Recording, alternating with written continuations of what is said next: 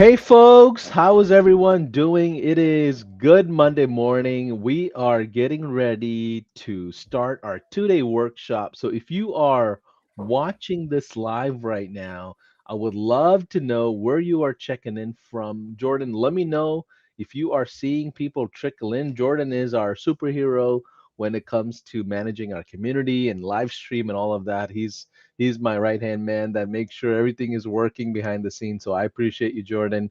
And we haven't done a true live in quite some time, maybe a few weeks, I feel like. So, Chris, thanks for saying yes to us. I know you've been in our community for over a year now, and things are moving. So I'm excited. No problem. Thanks for inviting me. I'm stoked for this. Okay, awesome. So, for those of you that may or may not know Chris, Chris, is your company named the Corner Office? I mean, that is hilarious. Yeah, I mean that's like my kind of content name. Yes, the Koerner Gotcha, office. gotcha. Okay, I saw that in the paperwork. I was like, oh, that's clever. I love it. Thank you. So let me just provide some context to everyone of who Chris is. Every single month, every single week, our team identifies the top leaders, people that are doing some really cool things in the community. And we reach out to them. We're like, hey, can you come and do a master class, a podcast, a 2-day workshop, sometimes even a 5-day challenge, because they're doing something substantial enough for all of us to learn from. So Chris is willing to kind of open up behind the scenes of his business and kind of show you exactly what he has done to kind of build this up. And let me just read out the fancy bio here that our team put together. So, Chris Koerner is a lifelong serial entrepreneur who creates business content consumed by over 100 million people every month. He resides in Dallas, Texas with his wife and 4 children. Man, you got your hands full. Yep. He has started over 80 businesses and has been an entrepreneur his entire life. He holds a business degree from University of Alabama and Texas Christian University, TCU. That's in Fort Worth, right? Hmm. Okay, awesome. Yeah. And over the last 2 years, he has made a name for himself for being at the cutting edge of AI tools, instructing millions of business owners on how to use AI to solve their problems with apps built without coding skills. How's that? It's amazing. I mean, Go High Level is like the perfect use case for AI. Like it just makes it even easier to use. So I've been having a field day. I love it. So, before we get started into the content, we have a lot to share. Give us a quick 30-second rundown of your journey to entrepreneurship. I know we had the bio in the background and the qualification, but like, how did you get started? Were you 15, with the business out the gate, or like, what is the journey to entrepreneurship for you? Yeah, I mean, I was living in Logan, Utah as a kid, and I was pretty poor. My dad worked in a greenhouse, my mom didn't work, and I lived across the street from this golf course. It's funny because I mentioned this in a podcast once, and all the comments were like, "You don't live near a golf course if you're poor." It's like, well, I did. It's called Logan River Golf Course. You can look it up. I did. Anyway, these golf balls would fly into my yard.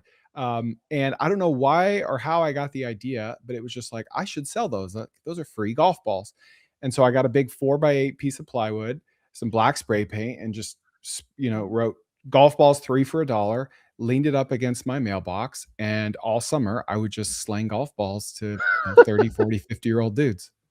Wow, did the country club know this at all, or it was just like your own thing Well, right by it's funny it? you ask. They didn't know until I put them all in my Red Ryder wagon and walked them down to the pro shop and sold them out of the parking lot, and that was the first time I got cussed out. So they found out then. So after that, I just sold them from my house after that point. Nice, awesome. So, your journey to digital marketing, walk us through that as well. I know that takes another curve of just multiple experiments and things like that. How did you get into the computer world? Yeah, well, I one of my like phrases is test everything except drugs. I love testing. Like the internet, my MacBook is like a laboratory. So A/B testing, email test, digital products, courses, Go High Level, affiliate. I'm just always running experiments, and after 17 years of doing that, you pick up a lot of skills and you have a lot of fun too. So I'm going to show like as much of that as I can in a couple hours this week. I love it. So we've got close to, I want to say close to 500 people already joining us Oh, live. geez. I would Don't love tell me to that. know where some of you are from. I see someone from Michigan. Tell us what city or state you're from. I'm going to call a couple of people out. I love kind of highlighting the folks that are sitting in the front of the classroom and they're ready to take notes and just kind of learn. So I appreciate that. We got Angie from Tampa, Florida. We got Dr. Sanger from Toronto. Let's see, who else is here? I'm seeing some familiar names. Regina from Tennessee. We've got somebody from South Africa, somebody from Houston, Texas. Well, I'm from Texas. I'm in Houston as well. Would love to connect with you. I think we're having a Houston chapter open this week or next week, so look out for that. If you don't know about the chapter initiative, we have high level chapters going live everywhere across the United States. So jump into it. It's a great way to connect with people. We got somebody from Austin, Corpus Christi. Let's see, Atlanta in the house. We've got a ton of people from everywhere. Let's see. I'm gonna call out the international folks because they're spending some precious time, middle of the night, staying up to watch this. So thank you for that. Let's see. We've got some Daniel from Portugal. Hey Daniel, thanks for staying up. Is Canada international? I don't know, guys, but I see somebody from Vancouver. Let's see. Philippines, Dominican Republic, Spain, Mexico, Ireland. We've got a ton of people. Um, Excited for what you have planned today, Chris. So walk us through the agenda. What are we going to learn today versus tomorrow, and what can we apply to our digital businesses from what you're going to teach us? Yeah, so today is going to be all about content and audience. And I already know how many people react when they hear that. They cringe and they think, "Oh, that's not for me." And like, I just need you to put that aside because in the age of AI, where it's never been easier to build products, audience, content, distribution has never been more critical or important than ever. And I'm like I'm an avowed introvert. Believe it or not, like I am. I'm talking to a camera. I'm here alone. It feels like I'm by myself. You said 500 people, and I almost had a heart attack. So I'm just going to pretend like you didn't say that. I'm an introvert. I'm never been the guy that shows my face with the spotlight. Like that's not me. But like once you kind of put aside the fact that people don't care about you, they're not thinking about you, they're not judging you, and if they are, who cares? You don't even know about it. Just do your thing, and like you will win. So today is all about that. Tomorrow is going to be all about how to implement everything I taught you today into high level so you can start capturing all that traffic and not have to rely on third party platforms like Facebook, Meta, and all that. Got it. And if I'm brand new watching this event for the first time with High Level, well, do I need to have a High Level account, or would it help if I do jump into a trial of some kind, even if it's today or tomorrow? Like, what are you going to teach us from within the platform at some point throughout the event? Yeah, I mean, none of this really applies if you don't. That's kind of critical. That's like baseline to this whole thing. Internet connection, go high level trial account, because that's how we're going to capture all these leads. The whole impetus for this like webinar is because I got my Facebook account banned, and that was providing 35 grand a month to me in profit, and it disappeared overnight because I didn't own that audience. I don't own Facebook. And so it's never been more important than ever to get emails, get people off the platform through landing pages, funnels, etc. So that's everything. I love it. So, are you all ready for us to dive into the content? We've set a 9-minute introduction to who Chris is, what we're going to teach, our 2-day workshop. And if you are ready, give me a one in the chat. And what we're going to do is jump right in, right? So give me a one in the chat if you are ready for us to go into the content. It's going to be a lot of stuff that you're going to kind of just drink from the fire hose. Forgive us early if it's too much content. But the goal is for you to kind of absorb and take away one or two things from what we're teaching here, okay? So don't feel overwhelmed if it's a lot of stuff. And then another thing I'm going to tell you is Chris's success is very unique and special. It's unordinary, right? So why I say that is because we may throw numbers at you. He may talk about how he got to 6 figures a month and this and that, but this is all inspiration oriented, right? This is all educational based. So from a disclaimer standpoint, I don't want to imply that you're going to go make a bunch of money. At the same time, we're very careful of who we bring on our virtual stage. If they don't have real life experiences of building businesses, I typically don't bring them on. So this is a great opportunity, almost free education to jump right in and learn a lot. So take it all with a grain of salt. So Chris, if you want to share your screen, I can kind of just, make sure everything's good to go here. Give me a one in the chat if you can see his screen as well. If you don't mind going into slideshow mode. Yep. All right. Perfect. How many of you see his screen? Give me a one if you can see his screen. I can see it. The last view was better, if you don't mind. The where you had the Well, full screen. yeah, let me see if I can, because I need to be able to see, oops, other stuff on my screen Oh, as you well. got your notes panel. Yep, yep. Let me pull that back up. It's always tricky with these screens, especially if you have a big wide screen. Oh, that's perfect right there. Yeah, Yeah, well, let me, is that, okay, is that back to normal? yeah. Trying to, If you go presenter view, you'll be able to see the notes if that's what you're wanting. right. What about that? No? That's your notes panel, right? So we see the speaker notes there. That is the actual presentation. So we're good here? Yep, yep. Okay, good, because this works for me too. Okay, perfect. Um, and Is I that will good for say, you all on the in the chat? Is that good for you all? I think it's good. Yeah, I go will for say it. I have some slides, but it's not going to be slide heavy because I'm very much Okay. a show, don't tell. So I'll be sharing a bunch of different tabs Sweet. so people can implement what I'm showing. And this is just the slide is just going to be one of them. Slides. Sweet. And to your point about results not typical, I completely agree. And I want to really touch on over these 2 days the fact that you don't need a lot of followers to make a lot of money. Like 1,000 loyal fans is better than a million TikTok followers that wouldn't ever recognize you on the street. Right. And I mean that literally. Like 1,000 is better than a million if they like you and if they identify with you and they feel like this guy is a weirdo. He has my brain. Like I like this guy. That is so valuable. So we're not trying to get to a million followers or make $1 million a second or whatever. Like we're just trying to make some extra money. And so my podcast, when I do my content stuff, my whole shtick is law of abundance, share everything. Like I interview people and sometimes they refuse to come on because I say, like, you have to be able to open the kimono, like show us everything. How do you make money? How do you find customers? And if they're not able to, then we don't have them on. So I'm going to do the same thing. Like I would be a hypocrite if I didn't. I'm going to I show love everything. it. Yes. And what is your podcast, if you don't mind? Like, where can people find that real quick so I Yeah, know any about any it? podcast platform or YouTube, it's called the Koerner Office, spelled like my last name. You can just search TKO Pod as Okay. well, and you'll find it that way. Amazing. So the $97 digital product is, what does that mean? Is that a low ticket SaaS, or is that like a course that we're selling, a lead magnet? What is the concept here? It is anything inside your brain, inside your Dropbox, your Google Drive that could be of value to people.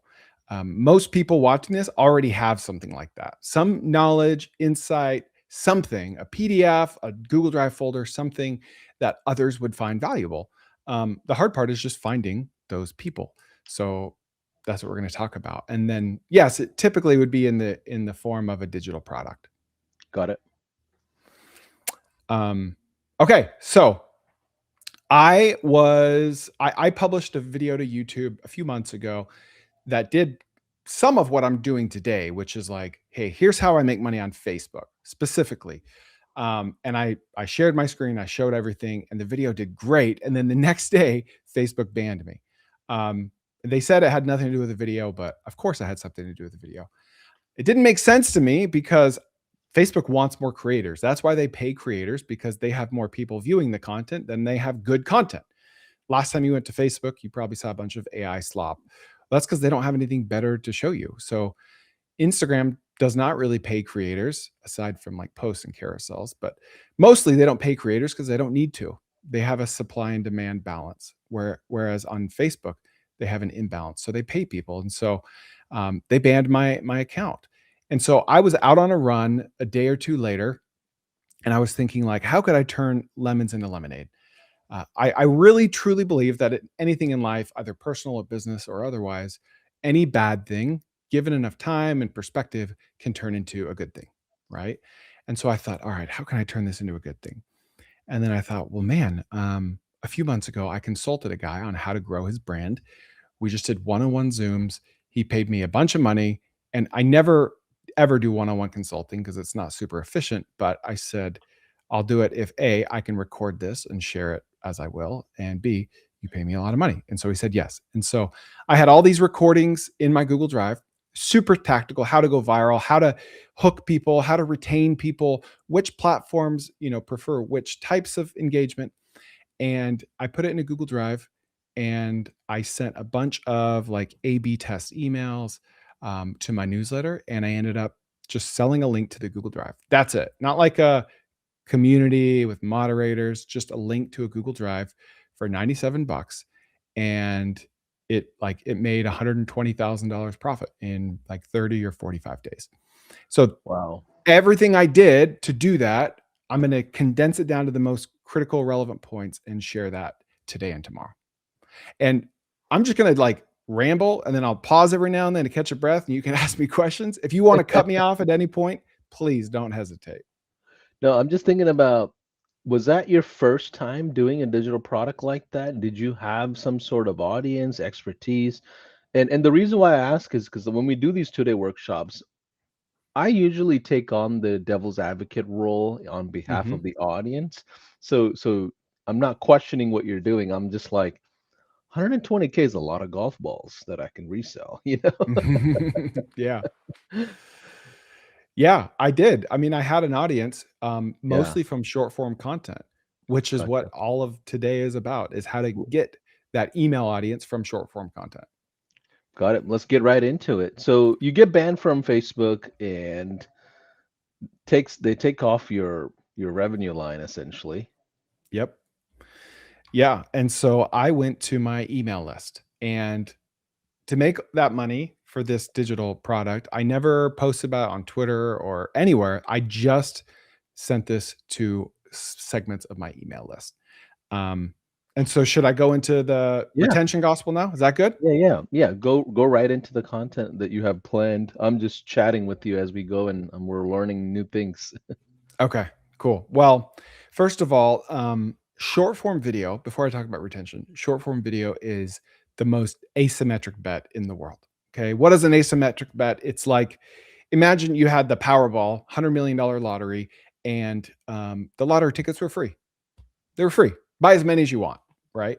As many as you could fit in your car, or as many as the local gas station had. How many tickets would you buy? Like, as many as you could hold, right? You would wait in line, you would get these tickets because you had no downside other than your time, which is relevant. That's an asymmetric bet. So now imagine there were half a dozen platforms out there, billion and trillion dollar companies, that had this algorithm, called short form video, where you could post for free.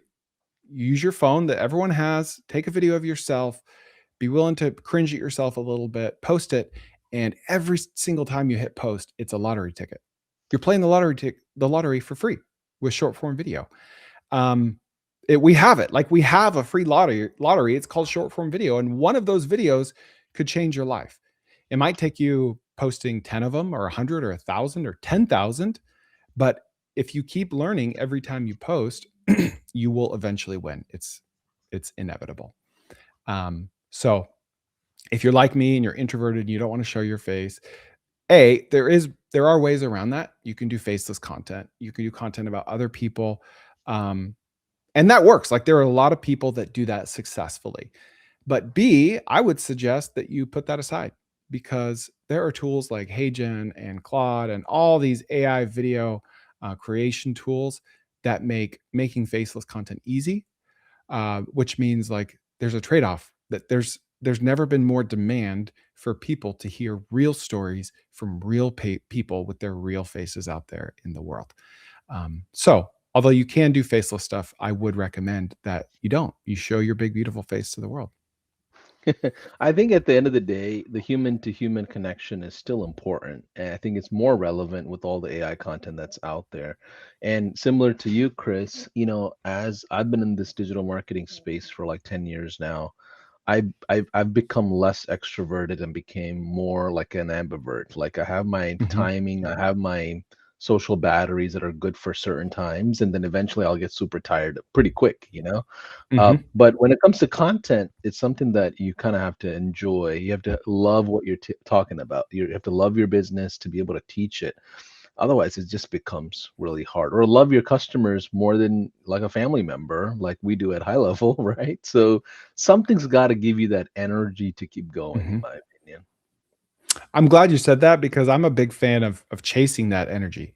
And if you take and post 10, 20 videos and everyone is just a chore and like you're just doing it because Chris said it's a good idea, but it's not giving you energy, like by all means, there's so many other ways to drive traffic to your Go High Level affiliate link or to your Go High Level landing page or automation or whatever it is. Like it should give you energy. It doesn't have to feel like a grind.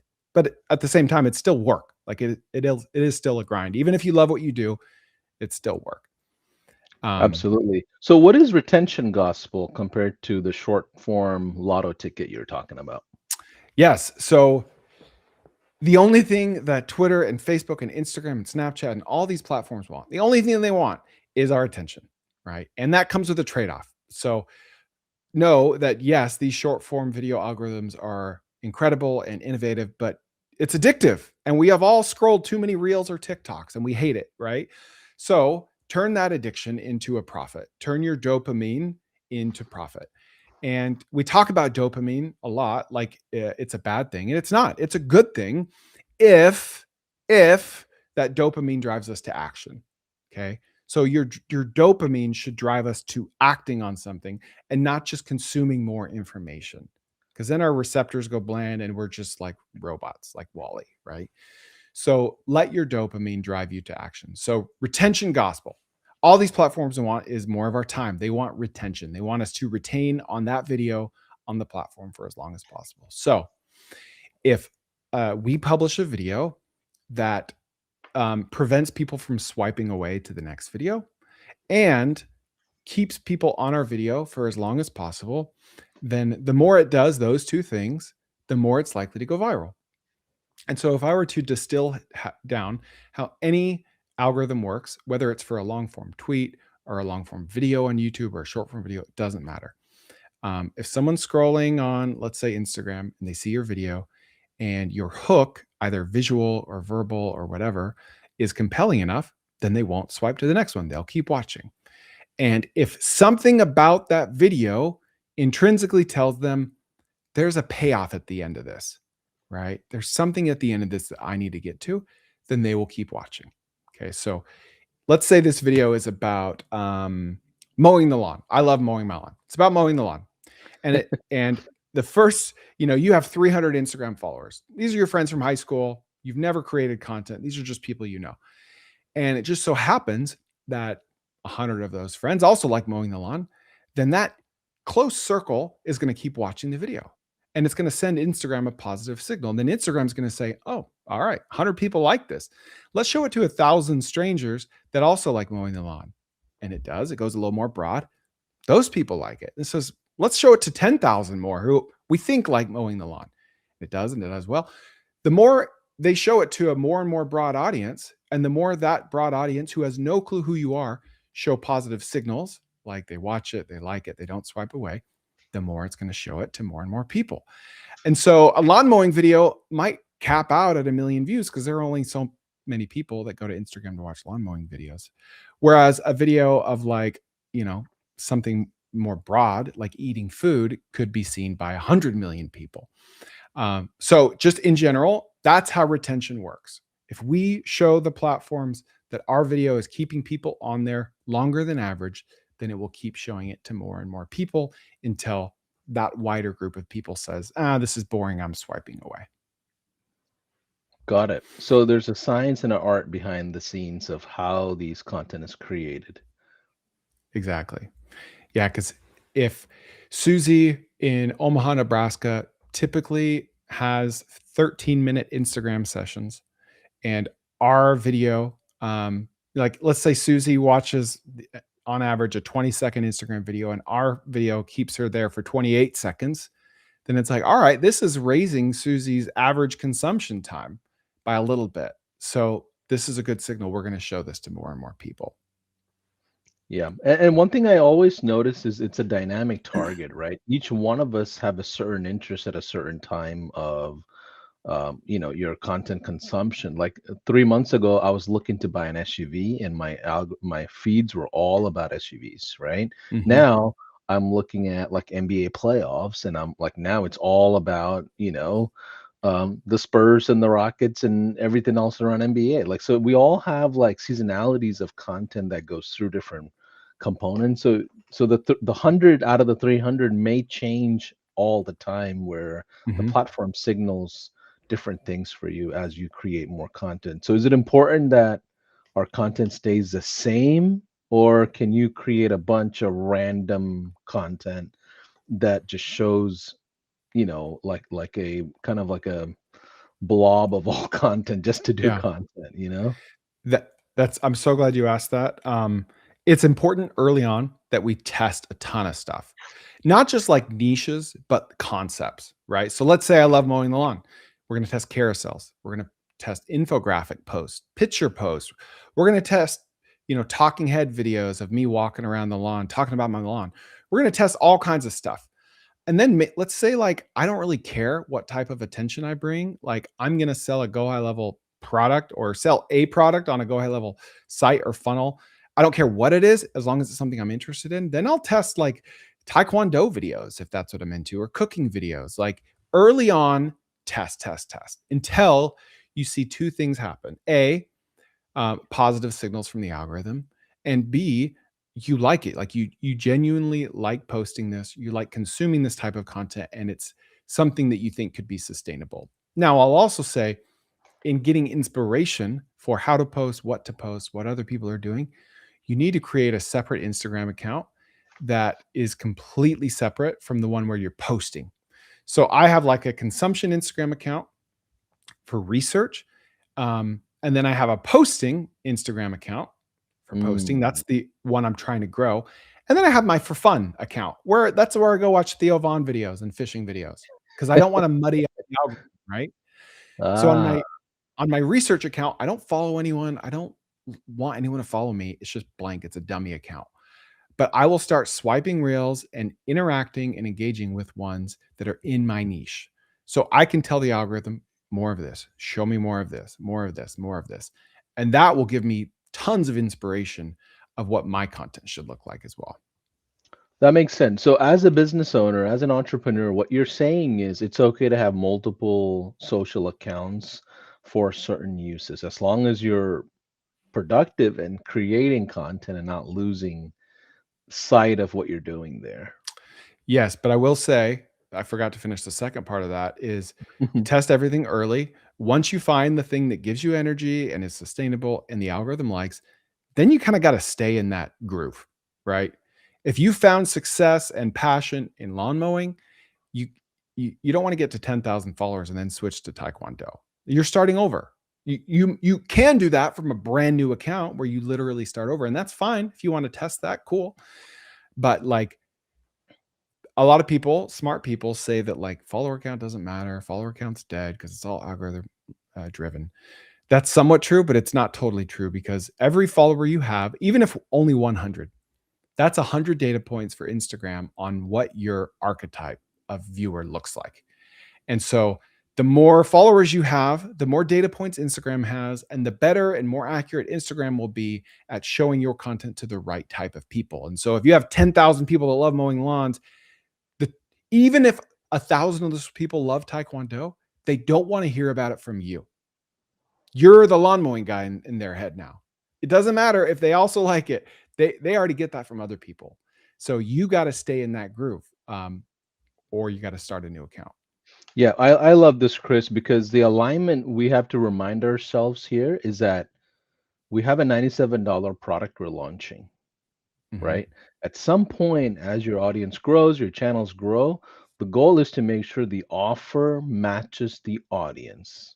If the offer does not match relevancy to Yes. the audience, you don't have a business. Oh, yeah. I call it product audience fit. That's exactly what you're talking about. Let's say I've got this lawnmower audience and I say, you know what? These people want to buy lawnmowers. I'm going to develop a lawnmower, whatever. Or I'm going to import one from Alibaba. I'm going to sell them lawnmowers. And I don't poll them. I don't test it. I just assume you might be successful, but you probably won't because you don't have product audience fit. Even if that audience likes lawnmowers, they probably already have one that they like. They might want like a fertilizer to make their grass greener. They're maybe to that point in their lawn mowing journey where they want to level it up and they need good fertilizer. And so if you were to get your own fertilizer developed, that would have product audience fit. And I'm so glad you brought it up, Paulson, because it could be the difference between like $1 million launch and a $10,000 launch from the same people, whether they have product audience fit or not. And so how do you find it? You just post Instagram polls to your story. You say, hey, what problems are you having in your lawn mowing? I hate my mower. My grass isn't green. Blah, blah, blah. And like 72% say my grass isn't green. Then the next you post another poll. What do you dislike about your grass not being green? Well, it's green, but half of it is crabgrass. Well, I have bare spots. Well, okay. You take that. Oh, it's 83% said this the next day. Tell me about your crabgrass. Is it invasive? Is it coming? And then, like, at the end of 4 days, now you know exactly what they need.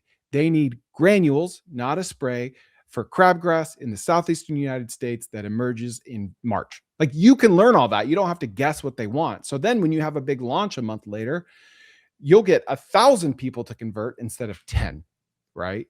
So very important that you ask your audience what they want. I love it. So, Chris, is there like a framework you follow when it comes to building this stuff? So glad you asked. I call it hide the idea. Hide the idea framework.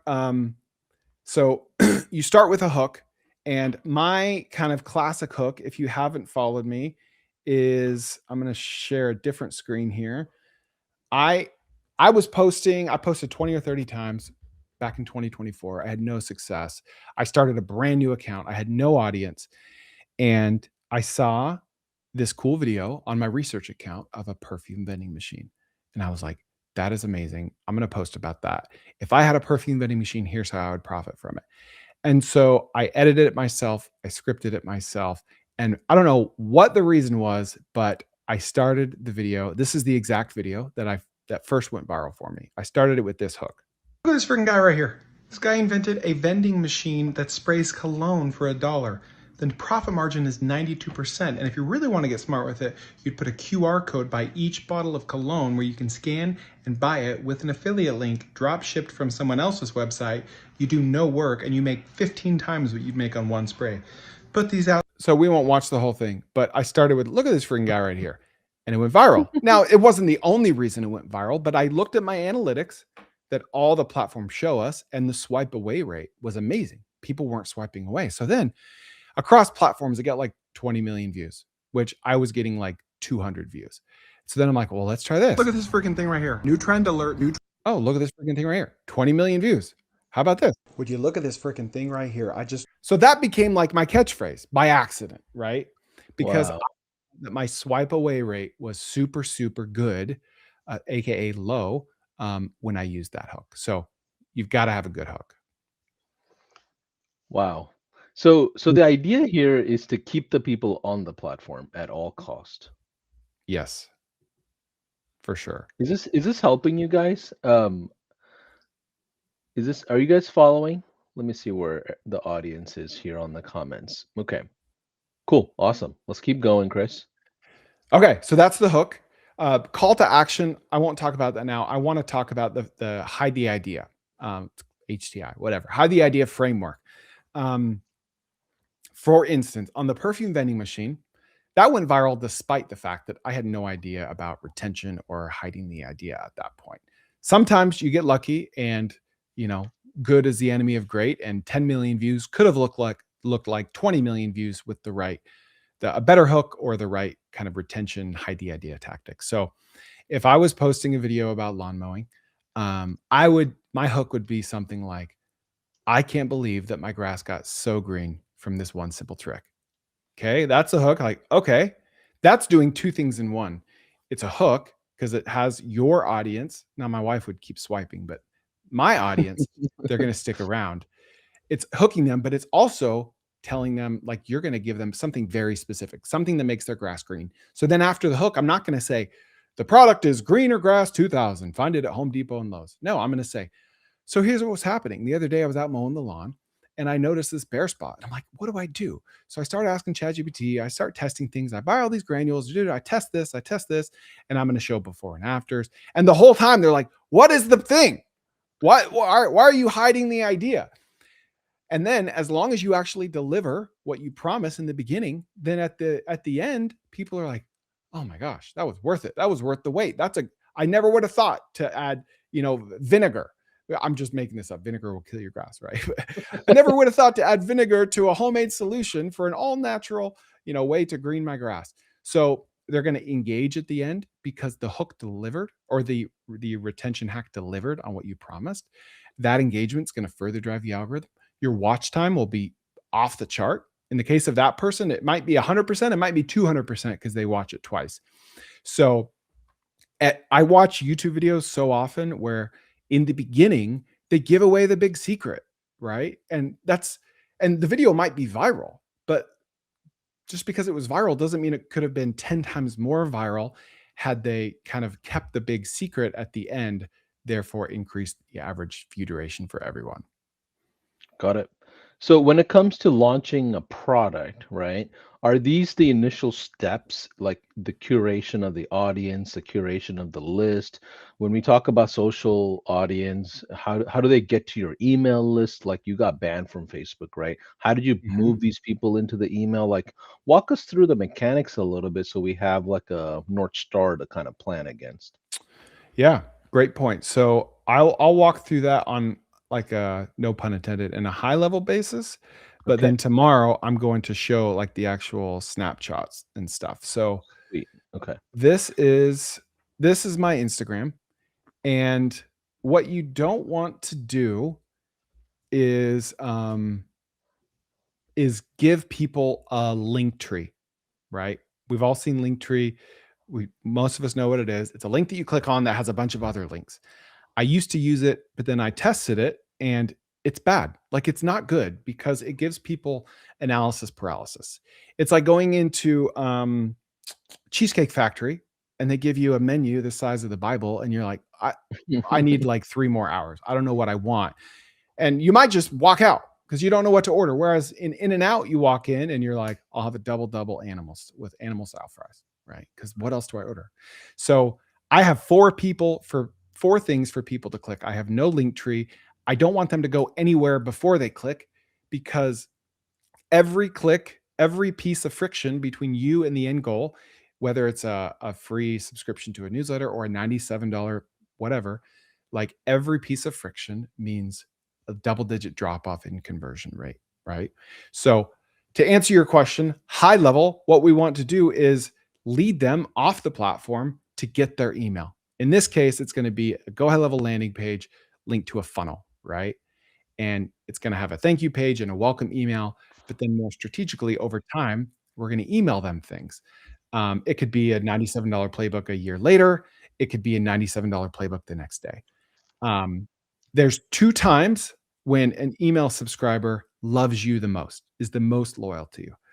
And that's the day they subscribe. And then that's like years later if they're still opening and reading your emails. But most people target people in between those two times, 2 days later to 2 years later, when they've moved on, right? There's a lot of stuff to focus on in this world. They don't really care about you anymore. So I call that the messy middle. You don't want to market to people in the messy middle. You want to get them when they're hot or get them when they're loyal, because they're also loyal when they're hot. Got Yeah. it. Is that clear before I Yeah. continue? Yeah, no, it makes sense. I just gave you a follow on my new Instagram account as well. I did what you just said, which is separate personal versus business. So I have now a high level content account. So just gave you a follow. Thank you. But like I get a minority percentage of my email subscribers from my profile page. Most of them come directly from my short form content. And Mm. if you listen to any guru out there, they'll tell you that you can't get emails from short form content because TikTokers are finicky and they're all, that is wrong. That is absolutely wrong. You just need to have a good enough, compelling reason for people to want more from you. Therefore, your content, your 30-second video has to be good enough, but it has to tease something that they assume is much, much better. And for every niche, that will look completely different. For my niche, I'm giving them a business idea in 30 seconds with enough value in there to get them interested, but then a promised business plan that I used AI to generate that they need to give me their email to receive it. So how does that happen? Through a CTA, a call to action in your video. And I'm going to show you the difference between a strong CTA, call to action, and a weak CTA. So I'm going to switch my screen and I'm going to go back to TikTok and I'm going to show you this video, right? I think this is the one. I'm going to show you the difference between this. So Do you use a CTA on every piece of content, or is it just when you're presenting an offer? that's a great question. I feel very strongly about this. If your CTA is like for something unpaid, like an email address or to follow, you want that everywhere, everywhere. Don't shrink from it. It won't prevent your thing from going viral. If your CTA is something that's overtly paid, like if I were doing a CTA for this $97 playbook to the world in a short form video, I would want to be very selective and careful about how frequently I pull that lever. To me, there's two types of CTAs, like, comment, subscribe, whatever. And that's like low stakes. It's a low ask. And then there's like, give me your money. And that should be used sparingly when it's only worth it. Got it. So, sorry, go ahead. No, keep going. Keep going. Okay, so I'm just going to show you the first part of this video. Look at this freaking thing right here. New trend alert, new trend alert. This is blowing up around the world in two different concepts. This is day 8 of showing you my favorite 2025 business ideas. So follow for more. If you're wondering if I'm cringing at myself as I watch that, I am. So if you're cringing at me, we're on the same page. But that thing right there, I'm going to show you definitively. Now that was a follow me CTA, low stakes. I'm going to show you the analytics of this video. Remember, I said follower count does matter because it gives sometimes TikTok glitches out and it shows 0 stats for this. So I'm going to go to a different one. It gives the algorithm more data points to work with. So I'm going to show you a different video where I had a CTA early on. Would you look at this? This is one. I won't force you to watch it. If you look at this, 40,000 followers. Do you mind zooming in, Chris? I'm sorry. Yeah. Yeah, there you go. Yeah. So 40,000 followers from one video. Okay. I have like 670,000 on TikTok total out of like 2,000 videos posted. So that is not normal for me or for anyone. 40,000 from one video. Well, why? It's all because of this CTA. I'll show you. Let me unmute it. Thing right here. I just know I'm going to see these all over this summer. Here's why this is a brilliant idea, where you can find it and how much you can charge. Day 50. That's the retention gospel. That's they have a reason to watch to the end. And then I put the CTA right after that reason to watch to the end. So the chance of them like saying, oh, he's asking me to follow him, I'm going to swipe away, is almost nothing because of what they're seeing and what they just heard is good enough to get them to power through my annoying CTA. So, Chris, I'm sorry. more. So this is yes. Chris, I'm sorry. I missed what you just said. You said that's the retention gospel while the video was playing. Can you review that with me one more time? There was like a 2-second delay and I spoke over myself. So yes. Would you look at this freaking thing right here? I just know I'm going to see these all over this summer. Here's why this is a brilliant idea, where you can find it and how much you can charge. Day 56. So the retention gospel here is why this is a brilliant idea, where you can find this machine, because they don't even know what to search for. They've never seen this before. They can't go to Amazon and type in silver thing with pink, and then what you can charge. So it's like, all right, here's how to do this video. Here's how much money here's how to do this business in the video. Here's how much money it makes. And here's what I'm even looking at. That's 3 reasons to get them to watch to the end. So if I put the call to action of follow me right after that, then not only are they not going to swipe away, but they're probably going to follow me as well. So I said like one video can change your life.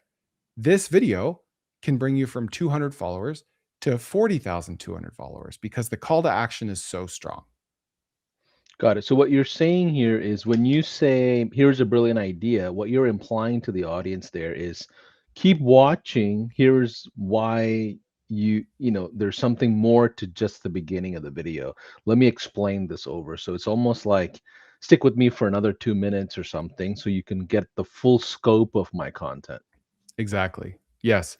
Okay. And so that video had 8 million views and got 40,000 followers. So that's, what's that? 2%. Let's see, 1%. Yeah. I'm gonna put my devil's advocate hat on. You ran no ads to this? No, absolutely not. Okay. I've never Okay. ran And ads then to a TikTok video. got it. And your audience is not like international. It's everybody everywhere. Yeah. Got Yeah. it. Awesome. Yeah. So 0.5% of people that watched this followed me. So keep that number in mind. 0.5% followed me, which is Got high. it. Now this video got a quarter of the views as this one. So Okay. theoretically, I should have 10,000 followers if the same percentage. Look at this And I guy won't right make you watch it. here. He sells a product. I won't make you watch it, but well, actually, I just contradicted myself. I think I had a strong call to action in that one as well. That one has 12,000. Let's see if I have a strong call to action in this one. In hundreds of grocery stores, and it is the most dead, stupid, simple thing you've ever heard of. Here's what he does. He freezes grapes and then puts them in a Ben & Jerry's type container and sells them for 2 to 5. Never. Yeah, so that one had a really strong follow me rate as well. I wasn't expecting that. Yeah. So Go help me ahead. connect the dots here. If I'm trying to build a business inside of HighLevel, Mhm. how is this relevant to me today? Like you're Yes. saying create the content, but help me bridge the phasing of it where I can sell something to my audience eventually. Yep. So if you look at, let's see, I mean, really any of these. If you look at the end, I've got an automation here where I say at the end of this video, Mm, comment plan, and I'll send you the business plan because I talk about a banana business. They're very interested. They want to know how to do it. So I promise them a business plan. They comment this. And then as of 2025, you can use HighLevel to integrate that trigger word with an email automation. So then I'll make a business plan and I'll set up an email automation, and which this is what I'm showing tomorrow, and I will send them the business plan. So now I have their email address. That's the magic of all this. got it. So as we go through it, you have, I guess over time, you've built up different business plans for different audiences, and you're curating and testing different things that's working over time. If I'm Mhm. brand new, I just need to start with one, basically. Mhm. Yeah. So if I had a lawn mowing content, if I posted a piece of content about thickening your Bermuda grass, then I would provide a free 20-page PDF that I use Claude or ChatGPT or any AI tool to make with one prompt. So I'm not having to write this up, and then I would put that PDF in Google Drive, and I would link to that Google Drive when people like subscribe to me from that specific video. Got it. Got it. Okay, let's keep going. So I assume you have a different playbook or a different, like a quarterback play for each channel. Like each social algorithm is different. Like your YouTube audience is probably, different versus your TikTok. Or if I'm international, I may not even have access to TikTok, right? Or Mhm. Instagram could be limited or whatever. Like walk us through. Oh, there we go. All right. Yes. So in a sense, from like a first principles perspective, every platform's the same in that they just want you to keep users on there longer. But more specifically, they're different for a few different reasons. So TikTok is different because their users are um, much more finicky. And so watch time is even more important on TikTok, average view duration, watch time, than on other platforms because TikTok is just desperate to keep users on the platform. They don't care if users like or subscribe. So you'll never see me with a call to action to like Be sure to share this with a friend. Be sure to like this. Like, it doesn't do anything for me, right? So on TikTok, especially, I want to keep people to the very end. And if I do, then TikTok will reward us handsomely. Whereas YouTube already has a lot of people on their platform. YouTube is king. YouTube wants you to not swipe away more than anything because there's so many YouTube shorts. There's like 8 billion hours of shorts uploaded every single day to YouTube. And so if your swipe away rate is over or under 70%, then they love you. If people have a 70% chance of not swiping away, then YouTube will keep showing it to a broader and broader audience. Instagram really wants shares because Instagram is just for the culture of Instagram is sharing through Instagram DMs, like group Mm, DMs, friend yeah. DMs.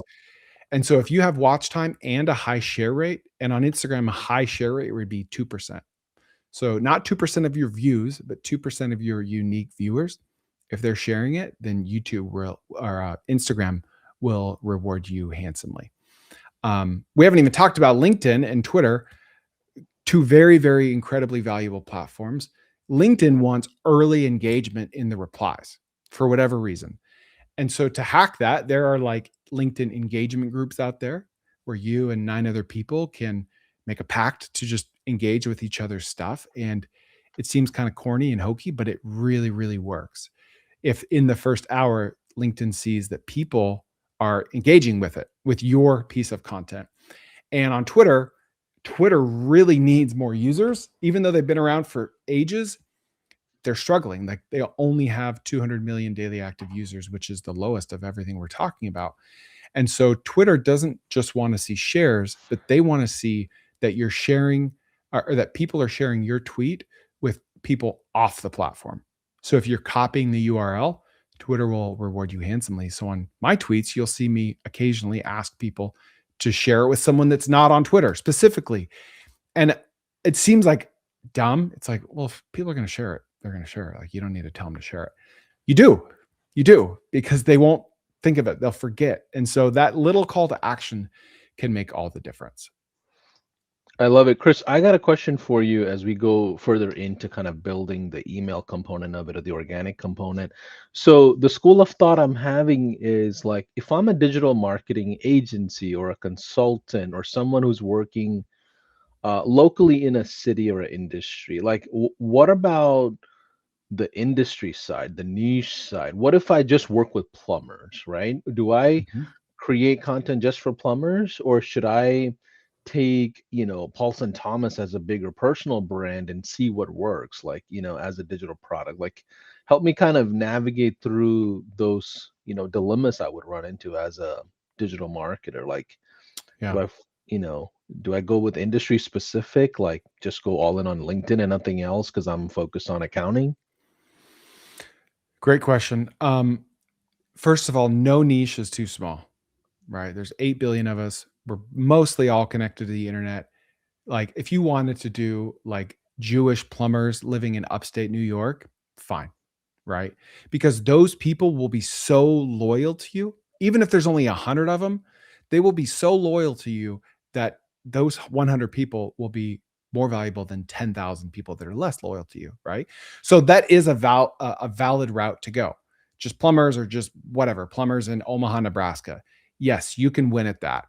But I talk about the messy middle a lot. The other way to do it is to go very broad and like Paulson, right? This is me. And I like to call it me pushed out to the world. Here's my morning routine. Here's my marketing to plumbers email automation. Like here's me at Taekwondo practice. Whatever it is, like it doesn't matter as long as it's authentically you pushed out to the world, then it kind of breaks that rule that I spoke about 20 minutes ago about staying in your lane. If your lane is Chris Koerner and what I like, what I love, whatever, whether it's emo music, mowing the lawn, whatever, then people will identify with that. And so it does mean that your audience is less valuable because they could look like anyone and not just plumbers in upstate New York that happen to spend thousands of dollars a month on software, right? It could look like anyone. So you might have a much, much bigger audience if it's like a personal brand. But each person that follows you is less valuable than the niche audience as well. Got it. Okay, let's keep going. Okay, so I want to talk a little more about how many people follow you. Well, that's tomorrow. How many people follow you and how kind of irrelevant that is. So I recommend everyone read this essay published in 2008 called 1000 True Fans. I think there's also a book with the same name. But his math is that 1,000 fans spending $100 a year is 100,000 in revenue. That math has never been more relevant than today. And 2008 was a big inflection year, but this year is a big inflection year. And like I said at the beginning of this, it's never been more important to be authentic and have real stories, doing real people doing real things in the real world. So 1,000 True Friends is very, very valuable. In this guy named Lee Jin at the world's greatest venture capital firm, Andreessen Horowitz, kind of took it a step further. She said you actually only need 100 true fans paying you $1,000 a year. It's the same math. You end up at $100,000. But I can think of 8 to 10 guys that have built $30,000 to $70,000 a month businesses on Twitter with like 2,000 to 3,000 followers, talking about being fractional CFOs or fractional CMOs. They have like one offer, one service that they charge $2,000 to $5,000 a month for, and they get a couple of them a month. They just tweet like, handful of times a week, very niche, relevant things. These tweets get like 40 views, 120 views, 13 views, but the people viewing them are so valuable. I have a friend named Marcus who has a YouTube channel with 1,700 subscribers. His videos get 400 views, 1,100 on a good day, but they're like 50 minutes of like how to optimize your Google business profile, how to fix your funnel, like walkthroughs, screen sharing. And I'm not exaggerating, and I pushed back on this when he told me, his close rate when he gets on calls with his viewers is 100%, because these people spend hours with him. Of those 823 people watching his 51-minute video about, Google Ads, they spend hours with him. And so when they get on the phone with him, they feel like they're talking to a celebrity. Like, oh, I love your video. The one you posted, like, they are a true fan to him. And so when he says, I will personally manage your marketing for $3,500 a month, they say, where do I sign? And I'll also say, like, he does qualify them before he books a call. They have to answer questions so he knows they're qualified. But 100% close rate, and no one knows who this guy is. That's what I really want to harp on, is that it, like, being obscure and unknown is great. Like, if the right people know you, it's amazing, because it's not about who you know, it's about who knows you and who trusts you. Absolutely. And I don't know if you know this, Chris, but high level, we're very heavy on our affiliate program, right? We have a lot of people that come through that. And, quite often when we do our endorsement deals or whatever, we look at the audience activation rate. And a lot of times, more followers don't mean more audience. It just Mhm. means they just have a bigger network of people that are around them that was like maybe once a follower, not a follower anymore. A lot of times we see newer players that are a bit smaller outcrush the big legends all the time. So Mhm. we almost stop paying attention to how many followers a lot of people have in general. Like that's not even a focus anymore, because someone with 100 people that's following them, paying them $3,000 a month for services is way more valuable than a bunch of followers and nobody purchasing anything from them. Yeah, it's interesting hearing your perspective, because you see the other side of those numbers. I see myself and some anecdotal examples of people I know, but you guys have thousands of affiliates. Yeah, yeah, exactly. So how do we convert this all into our email? Like how do we get them to get off the platforms in a healthy way and become our true loyal followers? Yeah. So it all starts with a very, very simple landing page, which I'm going to build tomorrow. I'm going to share my screen and build it for everyone.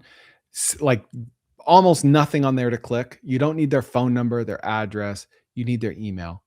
The more there is for them to click on the landing page, the more likely they are to get distracted and to never convert at all. You need to link to that everywhere, the same landing page, on all the platforms. And then you need individual pieces of content to link either to that landing page or to a different one. But really, like once you've tested a few landing pages, you just want to put that one everywhere. And then you have your email. And then you'll have a flow, like a welcome sequence that I'll cover tomorrow that will kind of strike while the iron's hot. That's going to last like a week. And then after that, you just want to send them one thing a week that's very relevant to what they're doing and very high value.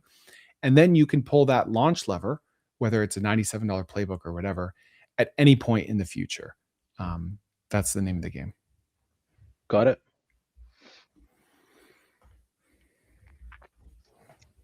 So what else do we have for today that I want to make sure we cover? I know tomorrow we're going to go inside of HighLevel and build a lot of the stuff out, but I want to make sure the audience feels like they get something more than just us talking about it, you know?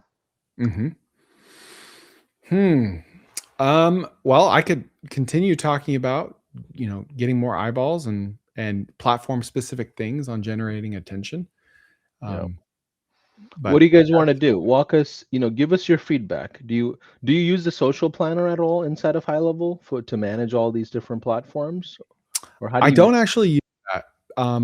I use HighLevel for half a dozen plus different things. But one thing that I've noticed is that the platforms want us to post natively to every platform, like manually, not even cross posting between Instagram and Facebook, but the same piece of content to Instagram, and then you upload the same one to Facebook.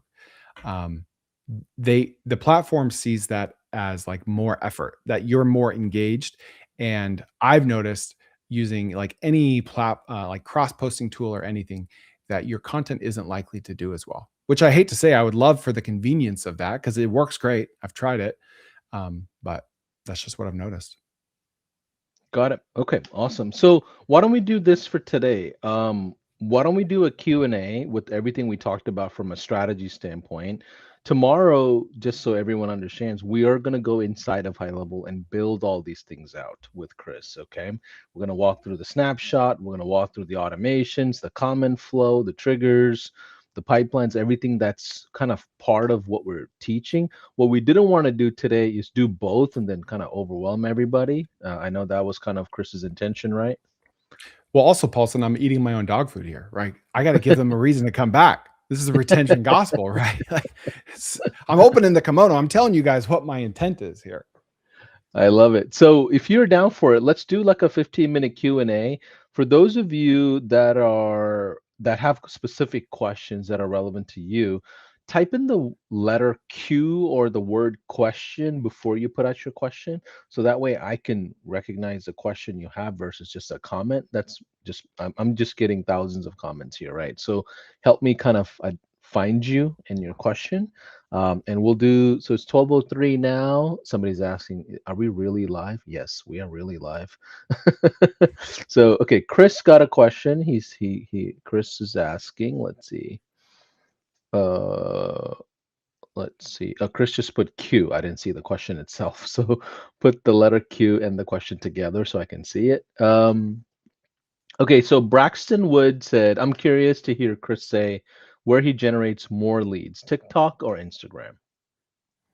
Instagram for sure. Okay, and Yeah, why is that? Like, I mean, what is that, because of the type of content or the industry, or is it a platform thing, or? So TikTok I use for testing. Like I'll post different variations of the same video back to back to back without any thought or care, because TikTok is probably the lowest value platform. It's just the users don't convert as much. When they do convert, they don't open or click emails as much as Instagram and Facebook users. If I had to compare Instagram Reels, Facebook Reels, and TikTok, Facebook is the most valuable. It's an older audience. They open their emails more, they buy more, they're more valuable. Facebook's like the sleeping giant that everyone's sleeping on. Got it. Well, yeah, there's a marketplace. I mean, there's businesses being ran on the marketplace on Facebook, right? So there's definitely a lot of economics there. Matt Foley's asking, can you put some online retail parentheses apparel spin on this? Like are we talking about a Shopify e-commerce brand for apparel? I think that's what he's referring to, some sort of an online retail brand. So if you were to create a content machine and automation machine around apparels, how Mhm. would you kind of go about it?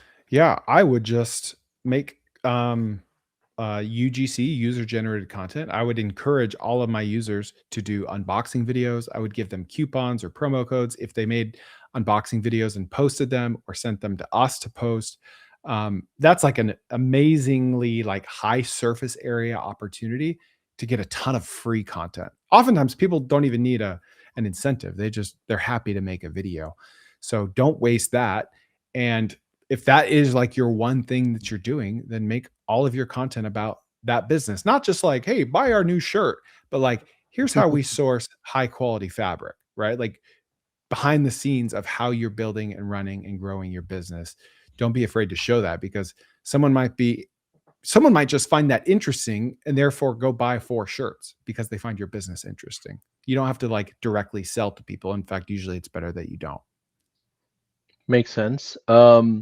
Let's see. Someone's asking the video you comment, where do you find them? So I think they were asking about your social handles. It's kind of unclear. If you don't mind just reiterating what you meant, Ricardo, let us know. Someone's asking, Catherine Beasley's asking, how many posts are you making daily? And I think it'll be interesting to see that across different platforms. Do you use the same content and kind of, flywheel it across and chop it up differently, or is it different content with each platform?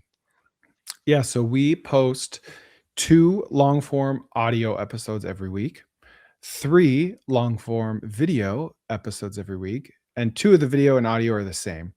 But a lot of my YouTube videos aren't a good fit for audio because there's stuff to watch. So 5 pieces of long form content every week, and then like I'll say 2 to 4 pieces of short form content every day per platform. Most of it's the same, right? Like the same 38-second short form video will go to Snapchat stories, TikTok, Instagram, Facebook, LinkedIn. Yes, short form video on LinkedIn, short form video on Twitter, everywhere. And then we'll post like a carousel version of that, a written version of that. So every day we're posting like 30 to 50 pieces of content total across platforms. Yeah, Chris, you're saying we, like, do you have a team behind the scenes, or like it seems like an impossible mountain for someone that's brand new to put out, 20 pieces of content a day. Like, where Mhm.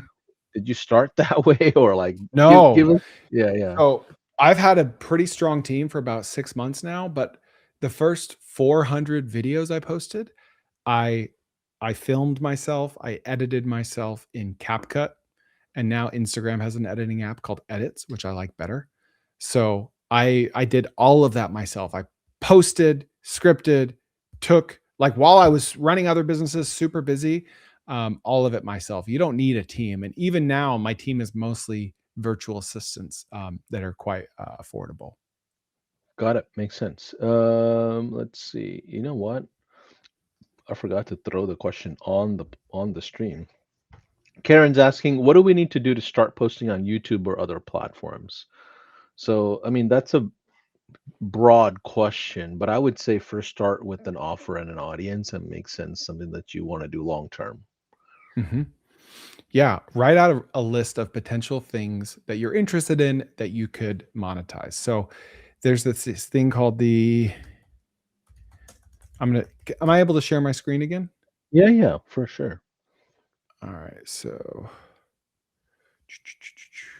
here it is.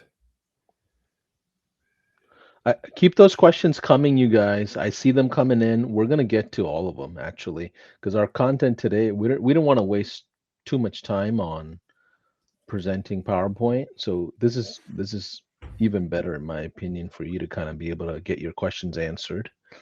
All right, what is So this right here? this is the Ikigai principle. It's a Japanese principle, And you want to find the overlap of all these things in the Venn diagram. What do you love? What are you good at? What does the world need? And what can you be paid for? And really, these two things are the same. What the world needs is something that you can be paid for. So, what do you love? What are you good at? What can you charge for? And really, you can charge for anything because no niche is too small. So, that's why in the beginning of this presentation, I basically just talked about these two things. What do you love? What are you good at? Um, and then the overlap is what you should do. So, how do you get started? Like, you start by kind of thinking roughly of like, all right, how could I monetize this? How could I sell that? But really, like that thinking exercise is just friction to you actually posting. Like you need to have a bias for action and to just post something to learn and to see and to just see what happens. Do you get any comments? Any likes? What's the retention? 13 views? Okay, let's get 20 views next time. Like you're going to learn so much faster by actually doing and not brainstorming or thinking.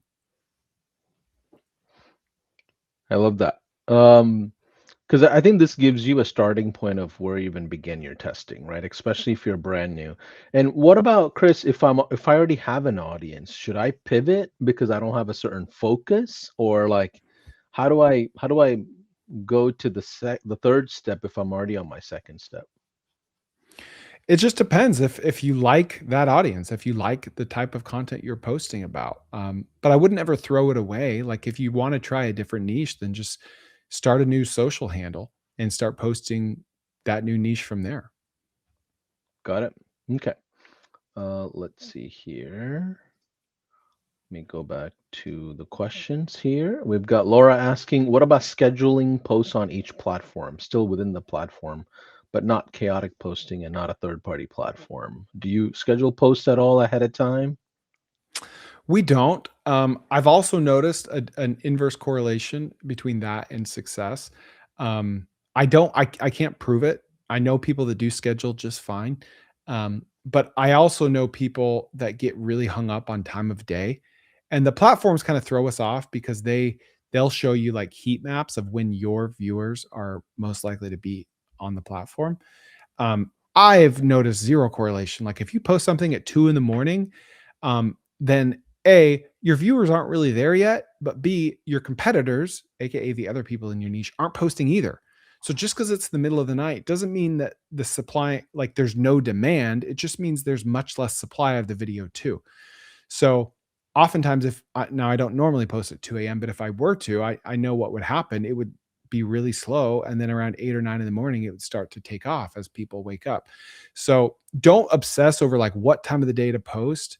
Um, but like it's much, much more important. The 80/20 rule just says to just try to post something higher quality, whether it's at 7 a.m. or 7 p.m. or whatever. So I don't think there's like a big downside to scheduling, especially if that's just how you work. But I haven't noticed like a big difference either way. Got it. Here's a fun one, Chris. I don't mean to put you on the hot seat here, but Paul is asking, did Chris just undermine the value of the social planner? Well, I can tell you it doesn't work for everybody, but it works for a lot of people, right? Yeah. And I mean, would like, would you guys prefer I just say like whatever sounds good? Like that's my real experience. And High Level has replaced like 13 different SaaS tools that I used to use. That's one of some that I don't use. Yeah. And some people have success with it. So Got it. But yeah, let's see. Someone saying, so the AI component, Chris, how much of the AI do you use inside of High Level? Because we've got a gentleman asking here. I've got an AI receptionist, and sometimes it works, sometimes it's not working. Like, what is your experience in AI tools? I think High Levels, like what is it? The AI voice agent creator is one of the best voice agents out there. I presented at a conference in Mexico for orthodontists last month, and I stood on stage in front of hundreds of orthodontists, and I went into High Level into the voice agent, and I created and trained and spoke to a voice agent all within the course of like 7 minutes from scratch, and their brains were like melting on the floor. It was so good. There was so little latency. It was so like you just put in the URL of the orthodontist and it's trained. it's trained on how to talk to a mom of 4 kids about pricing and about like, can he eat popcorn or not? And like, do you accept my insurance? Like I did all that within 7 minutes within HighLevel. So I'm like shocked that their AI tools aren't more front and center because they're so good. Um, Yeah. yeah. Love it. Let's go to the next question. So Chris is asking, where are you building your digital products it's themselves? In Google Docs. Um, honestly, like it's just Fancy. they can download it. Like it doesn't have to be fancy. In fact, usually I think it's better when it's not. If most people don't know what Notion is, like they know what Google Drive is. So just keep the users where they already are, where they're most comfortable, and it's less friction. Got it. Bobby's asking simply Facebook ads. I think what he's asking is, are you running Facebook ads or would this work with Facebook ads? Oh yeah. I am running a lot of Facebook ads and it works. It works beautifully. You drive the ads to your Go High Level landing page. I make like 10 to 20-second vertical video talking head ads for my newsletter and say like, you want to quit your 9 to 5, you need a good business idea. Well, I have 97 free business ideas here. And then I just link to it. Got it. Richard's asking, what about the fragrance videos? Why did your subsequent posts for fragrance not do well? Well, it's part of testing, right? Sometimes they hit, sometimes they don't. Yeah, and sometimes you just like when it comes to my niche, I talk about other niches. And pressure washing 5 years ago was hot. Today, nobody cares about it. Window washing was hot. Today, nobody cares about it. There's just always things trending and not trending, and so that one just doesn't hit as well anymore. So I try to recycle old content, and sometimes it takes off even better than it did before. Sometimes it tanks. Sometimes it does just okay. Got it. So we're at 12:16. We're gonna keep going for about 5, 6 more minutes. So if you have questions, just rapid fire. We're gonna try to rapid fire as fast as we can as well, so we can get through all the questions. So keep them coming. So Elaine's Elaine's super honest. She's like, Paulson, I hate making videos. Is there another way? Yeah, I mean, there's a tool called HeyGen, HeyGen, where you can make like AI avatars talk for you. You're probably seeing these videos, like talking head, talk to the camera videos that are AI generated. They're getting really, really good. Like I have an eye for them, and even I'm like kind of squinting. I'm like, I don't know, I can't tell. So that is a route. Like you could be a completely different person, or you could just upload a headshot of yourself and you could look and talk and sound like yourself. It can clone your voice, your look, your height, weight, everything. But again, it could be a completely fake human if you wanted. Got it. Does it have? So let's talk about the other side. What is the business impact of that? Does it hurt you or help you long term when you have to actually shake hands with the business? I think long term, you're best off showing your real face. Um, People will be more loyal to you. There's like a pin drop silence, like, we still have to get I there. know. I know. Celine is asking, is Facebook focusing on communities and would it be better for us as creators to post in communities versus pages and profiles or subscriptions? Um, Yeah, so you've got a few things going on. You've got groups and you've got public and private groups on Facebook, and then you have pages. So I have like a personal Facebook account that I've had since 2005 or whatever, but then I have like a business page that just is my name, Chris Koerner, but it's a page. And you can find good engaged communities where posting there helps, but it's kind of hard to find them. Either a community is dead or it's just a bunch of spam that everyone ignores, or if it's a really high quality community that doesn't really want you doing any self promotion. So that is successful, like that is a good tactic, but it's just harder to find a good community to post in.